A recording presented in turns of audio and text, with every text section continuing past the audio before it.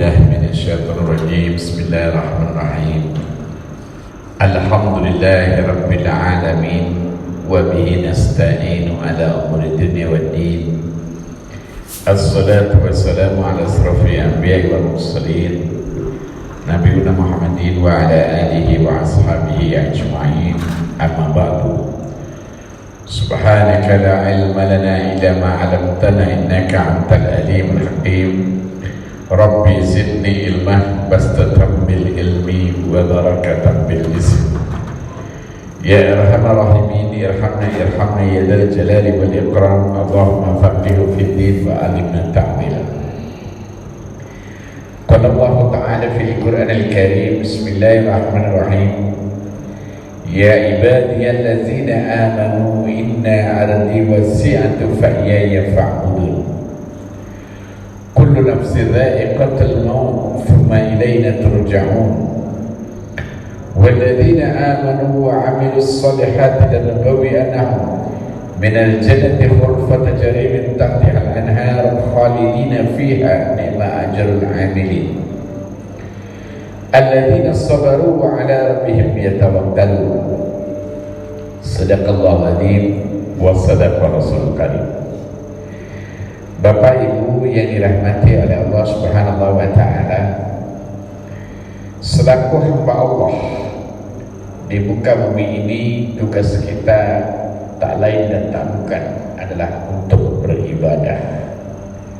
Kepada siapa kita beribadah? Yaitu kepada Allah Subhanahu wa taala. Sebagaimana juga dijelaskan di dalam ayat yang lain, di situ Allah jelaskan bahwa khalaqtul jinna wal insa illa liya'budun, dan tidak aku jadikan jin dan manusia itu kecuali untuk menyembah kepadaku, untuk beribadah kepadaku.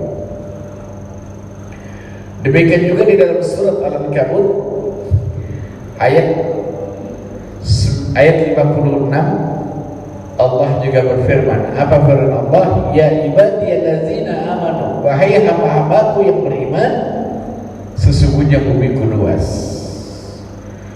Lantas dengan bumi yang luas itu, apa yang harus kita lakukan? Fa'iyaya fa'budun, maka sembahlah aku saja, jangan menyembah yang lain. Saudaraku yang dirahmati Allah, kadang-kadang yang terjadi di zaman sekarang ini, kita sering mengucapkan iya kana budua, iya kana nasta'in, hanya kepada kamu, hanya kepada engkau kami menyembah, dan hanya kepada engkau kami mohon pertolongan. Akan tetapi yang terjadi malah ada sebagian di antara kita, mungkin saudara kita di sekitar kita ada masih yang menyembah selain Allah, masih tergantung kepada selain Allah, termasuk juga tergantung kepada manusia. Oleh sebab itu, dalam kehidupan kita ini sebagai hamba Allah, yang seperti yang saya jelaskan tadi, yang ditugaskan untuk beribadah kepadanya, maka kita harus istiqamah untuk menjaga ibadah itu agar kita mendapatkan keberkahan dunia dan akhirat. Kemudian mengapa kita harus menyembah Allah? Fa iyaya fa'budun kullu nafsin dha'iqatul maut. Sesungguhnya setiap yang bernyawa akan merasakan mati. Yang takut mati akan mengalami mati, yang tidak takut mati juga akan mengalami mati. Cuman kapan waktunya kita belum tahu. Allah yang tahu semuanya. Kita nggak tahu bahwa bisa jadi ini pertemuan kita yang terakhir, atau mungkin juga kita bisa jadi besok, ya sekarang ini kita ada, mungkin besok kita sudah dipanggil oleh Allah, itu kita nggak tahu.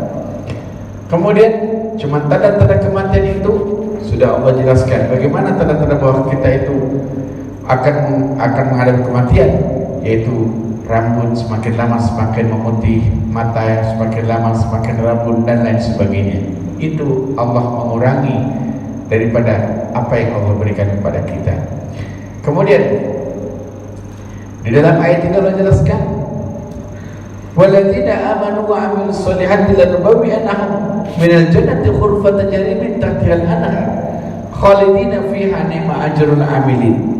Dan orang-orang yang beriman dan mengerjakan amal yang soleh, kata Allah, maka sesungguhnya akan kami tempatkan mereka pada tempat-tempat yang tinggi. Di mana itu? Di dalam surga yang mengalir di bawahnya sungai-sungai, mereka kekal di dalamnya. Itulah sebaik-baik pembalasan bagi orang-orang yang beramal. Orang-orang yang beramal yang bagaimana? Alladzina sabaru wa 'ala rabbihim yatawakkalun, yaitu orang-orang yang bersabar dan bertawakal kepada Allah Subhanahu wa taala. Sabar di sini bukan berarti kita harus berdiam diri begitu saja. Sabar juga harus disertai dengan salat. Sebagaimana yang Allah jelaskan di dalam surat Al-Baqarah, yang Allah berfirman, ya ayyuhalladzina amanu ista'inu bis-sabri was-salah innallaha ma'as sabirin. Wahai orang-orang yang beriman, jadikanlah sabar dan salat itu sebagai penolongmu, sesungguhnya Allah beserta orang-orang yang sabar. Apalagi sekarang ini kita banyak ujian sekali. Tahun-tahun ini kita banyak sekali ujian yang Allah berikan kepada kita. Oleh sebab itu sebagai hamba Allah, kita harus perbanyak sabar dan perbanyak salat untuk mengingat Allah. Hadirin yang dirahmati Allah, mungkin ini dapat saya sampaikan. Semoga ada manfaatnya bagi yang menyampaikan dan bagi kita semuanya. Dan mudah-mudahan hari depan kita lebih baik daripada hari yang kemarin. Dan mudah-mudahan hari-hari ke depan kita mudah-mudahan selalu diberikan keberkahan oleh Allah Subhanahu wa taala, dan akhir hayat kita akhir hayat yang husnul khatimah. Billahi taufiq wal hidayah. Assalamualaikum warahmatullahi wabarakatuh.